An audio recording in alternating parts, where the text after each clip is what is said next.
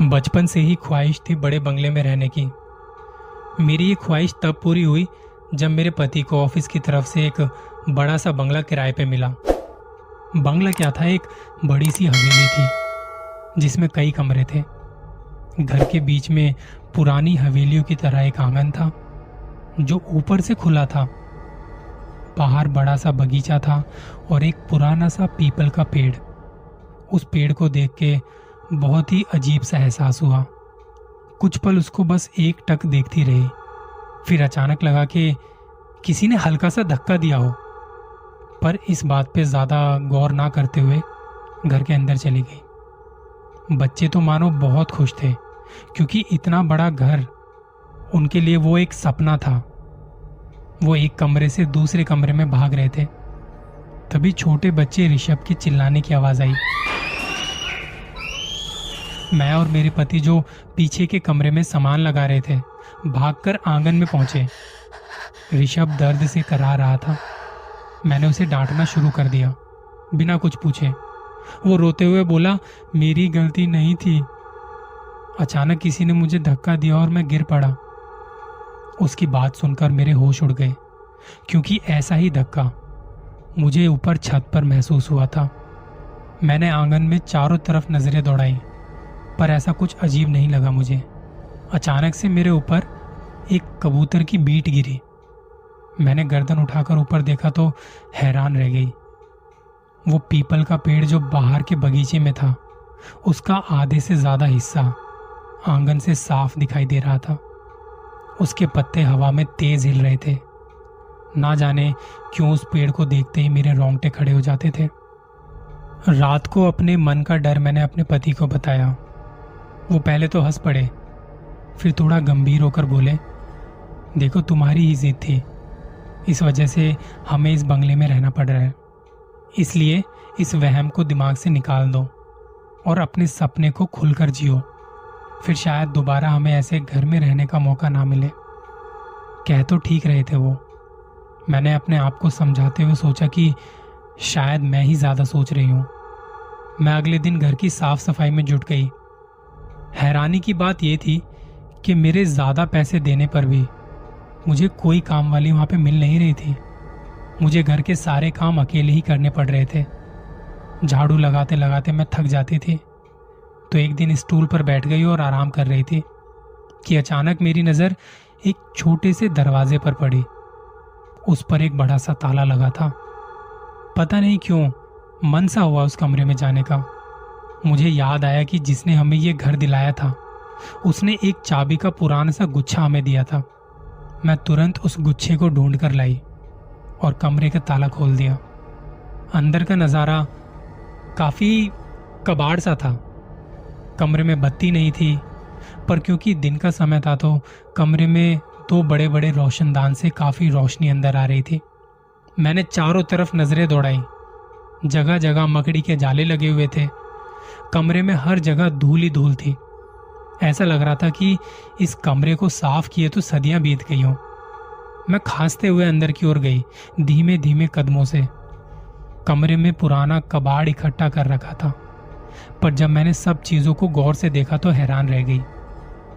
वो संदूक, कुर्सी, मेज, मटके सब बहुत पुराने जमाने के लग रहे थे। उन पर की गई कलाकारी 16वीं या 17वीं शताब्दी की लग रही थी, किसी राजा महाराजा के समय की। तभी मेरी नजर एक अजीब से दिखने वाले ड्रेसिंग टेबल पर जाकर रुकी। उसका शीशा आधा टूटा था, फिर भी मेरी पूरी शक्ल उसमें दिख रही थी। मैं घबरा गई। मुझे पता नहीं चला मैं उसकी तरफ आकर्षित होती चली गई। जैसे ही उसके पास पहुंच के उसको खोलने की कोशिश की, वो हिलने लगा। मेरे मुंह से चीख निकल पड़ी, पर मेरे चीखने की आवाज नहीं सुनाई दी। इससे पहले कि मैं कुछ करती, वो ड्रेसिंग टेबल मेरे ऊपर गिर गया। मैंने बहुत कोशिश की उसको उठाने की और खुद को निकालने की, पर ऐसा लगा मानो कोई उस पर और ज्यादा दबाव डाल रहा था। मैं बेहोश होने लगी थी। मुझे पता नहीं लगा, पर किसी ने मेरा हाथ पकड़कर खींचा। जब होश आया तो मैं अपने बिस्तर पर थी और मेरे पति, बच्चे और डॉक्टर मेरे पास खड़े थे। कुछ समझ नहीं आया कि क्या हुआ। मैं हैरानी से उन्हें देख रही थी। तभी मेरा बड़ा बेटा बोला, मम्मी, आप उस कमरे में बेहोश पड़े थे। मैं आपको खींचकर बाहर लाया। मेरे पति ने मुझ पर चिल्लाते हुए बोला, वो टेबल थोड़ा सा और ऊपर गिरता तो रीढ़ की हड्डी टूट जाती। तुम भी ना मंजू, हद करती हो। इतनी भी क्या साफ सफाई करनी है तुम्हें। तभी डॉक्टर बोले, शुक्र है ज्यादा चोट नहीं आई, हल्का सा फ्रैक्चर है, ठीक हो जाएगा जल्दी। रात को मैंने अपने पति को सारी आप बीती बताई। मुझे ना इस घर में डर लगने लगा है, ये मैंने उनसे कहा। सब तुम्हारा वहम है, ऐसा कुछ नहीं है, सो जाओ, सब ठीक हो जाएगा, उन्होंने बड़े प्यार से कहा। मेरे पति अपने ऑफिस के चपड़ासी की बहन को घर ले आए। मंजू ये तुम्हारे साथ काम में हाथ बटाएगी और यहीं रहेगी, रोज आना जाना नहीं करना पड़ेगा। मैंने उसे उसका कमरा दिखाया और उस दिन का सारा काम समझाकर अपने कमरे में वापस आई। शुक्रिया, आपको मेरी इतनी फिक्र है, ये कह के मैं अपने पति के गले लग गई। तभी मैंने खिड़की के बाहर एक साया देखा। मैं भागकर वहां गई, पर्दा हटाया तो वहां पे कुछ नहीं था, शायद वहम ही था, ये सोचकर अपने दिल को मना लिया। कुछ दिन थोड़े सुकून से बीते। फिर एक दिन हमारी बाई आंगन में बंधी तार पर कपड़े डाल रही थी कि अचानक उसके चीखने की आवाज आई। मैं भागकर वहां पहुंची तो देखा वो फर्श पर गिरी हुई है और जिस लोहे के डंडों पर तार बांधे थे हम कपड़े सुखाते थे, वो उस पर पड़े हुए हैं। अरे लता, ये कैसे हुआ? ये डंडे तो मजबूत हैं, ये तुझ पर कैसे गिर गए? मैंने बहुत ही हैरानी से पूछा। फिर मैं किसी तरह उसको उठाकर बिस्तर तक लाई और अपने पति को ऑफिस में फोन कर बताया। मेम साहब, यकीन मानिए मेरी कोई गलती नहीं है, मैं तो आराम से कपड़े सुखा रही थी कि मेरी नजर ऊपर पीपल पर पड़ी। बस उसे देखती रही थी कि अचानक मुझ पे गिर पड़े। वो दर्द से कर्राती हुई बोली। मेरा थोड़ा दिमाग घूमा। जब भी हम में से किसी को चोट पहुंचती है तब वहां पीपल के पेड़ पर वो साया दिखा है। उस दिन उस कमरे में भी पीपल के पेड़ का साया साफ दिख रहा था। मेरा शरीर कांप उठा। कहीं कोई पिशाच तो निवास नहीं करता इस पेड़ पर, जो नहीं चाहता कि हम यहाँ पे रहें, इसलिए हमें चोट पहुंचाकर हमें यहाँ से निकालना चाहता है। अब मैं बहुत डरी और सहमी सी रहने लगी। जरा सी हार्ट होने पर मेरी रूह कांप जाती। मैंने अपने इस डर और पीपल के पेड़ से जुड़ी सभी घटनाओं को अपने पति को बताया। चलो कुछ सोचते हैं, मेरे पति ने मुझे ये आश्वासन दिया। कुछ दिन बीत गए। मुझे फिर सारा काम खुद ही करना पड़ रहा था क्योंकि लता को गहरी चोट आई थी। वो गांव चली गई। एक दिन मेरे पति अपने साथ एक आदमी को लाए। उन्होंने उसको पीपल का पेड़ दिखाते हुए कहा, ये पेड़ है, इसकी जितनी छटनी कर सकते हो कर दो। जब मैंने ये सुना तो भागकर वहां पहुंची। ये क्या कह रहे हो आप? पीपल का पेड़ की भी कोई छटाई करता है क्या? मैंने गुस्से में कहा। मंजू, ये सब पुरानी दकियानूसी सोच है। पेड़ चाहे कोई भी हो, उसकी छटनी तो जरूरी है, करनी जरूरी होती है। और फिर इसकी छटनी से इसकी छाया घर के हर कोने में पड़ेगी, तुम भी सुकून से रहोगी। चलो भैया जल्दी करो, उन्होंने कहा। वो आदमी पीपल के पेड़ की तरफ जैसे बढ़ा, बहुत तेज हवाएं चलने लगी। देखते ही देखते वहां पे तूफान का सा माहौल हो गया। तभी एक बड़ी सी टहनी पेड़ से गिरी और एक बहुत तेज आवाज आई। मैंने अपनी आंखें बंद कर ली। 2 मिनट बाद जब आंखें खोली तो सब कुछ शांत हो गया। मैं जैसे ही आगे बढ़ी तो सामने जो देखा, मेरे पैरों तले जमीन खिसक गई। मेरे पति जमीन पर गिरे हुए थे और पेड़ की ये विशाल काय टहनी उनके ऊपर गिरी हुई थी और वो दर्द से चीख रहे थे। मैंने घबराकर रौनक को आवाज लगाई। उसकी मदद से हमने उस टहनी को जैसे तैसे हटाया और उन्हें अंदर लेके गए। डॉक्टर के आने पर एम्बुलेंस बुलाई और हॉस्पिटल पहुंचे। मेरे पति की कमर में फ्रैक्चर आया था। ये सुनकर मैं स्तब्ध हो गई।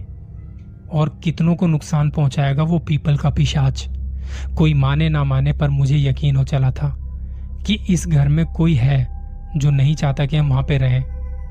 उस समय ये सब अपने पति को बोलना ठीक नहीं समझा, पर मैंने अपने मन में ठान लिया था कि जब वो ठीक हो जाएंगे हम ये घर छोड़ देंगे। अब हर रोज मेरे हॉस्पिटल के चक्कर लगते थे। एक दिन मुझे थोड़ा सा लेट हो गया। मैंने घर का दरवाजा खुला हुआ देखा तो घबरा गई। मैं तुरंत अंदर पहुंच गई। जो देखा वो एक डरावने सपने से कम नहीं था।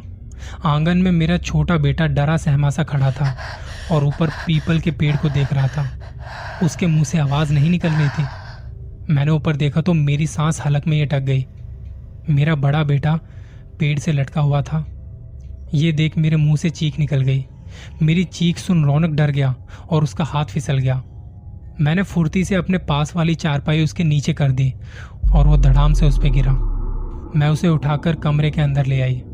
उसकी पीठ बुरी तरह लाल हो चुकी थी।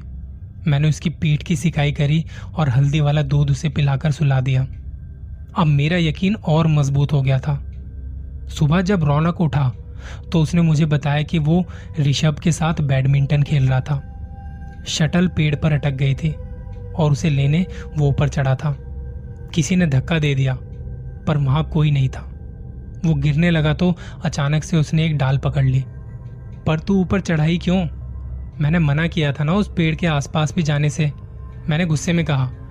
वो मम्मी, मेरे और ऋषभ के बीच शर्त लगी थी, बस वो जीतना चाहता था।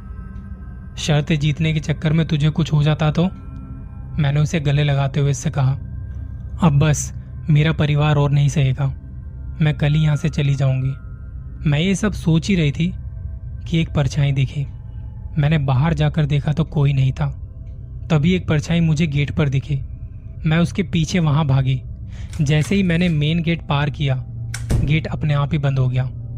मैंने घबराकर पीछे मुड़कर देखा तो एक साया घर के अंदर जाते दिखाई दिया। मैंने जैसे ही गेट खोलकर अंदर जाने की कोशिश की, गेट नहीं खुला। मैंने खूब जोर लगाया पर गेट नहीं खुला। मैं पसीना पसीना हो गई क्योंकि बच्चे अंदर थे। मुझे समझ नहीं आ रहा था कि मैं क्या करूं। तभी ऋषभ के चीखने की आवाज आई। मम्मी, कहाँ हो आप? मम्मी, मुझे डर लग रहा है। बेटा, मैं बाहर हूं, गेट नहीं खुल रहा, तो हिम्मत रख। रौनक बेटा, जल्दी से आ, मैं चिल्लाकर बोली। पर मुझे लगा कि मेरी आवाज ऋषभ और रौनक तक नहीं पहुंच रही थी। मुझे बार बार ऋषभ की आवाज आ रही थी पर मेरी आवाज उन तक नहीं पहुंच रही थी। मैं असहाय सी गेट पर ही गिर गई। सुबह जब मुझे होश आया तो मैंने फिर गेट खोलने की कोशिश की। इस बार गेट आसानी से खुल गया। मैं भागकर अंदर बच्चों के कमरे में गई। वहां देखा तो वो आराम से सो रहे थे। मेरी जान में जान आई। जब वो उठे तो मैंने उनसे पूछा कि रात को क्या हुआ था। मम्मी, कुछ नहीं हुआ था, हम तो आराम से सो रहे थे और हमें आपकी कोई आवाज नहीं आई।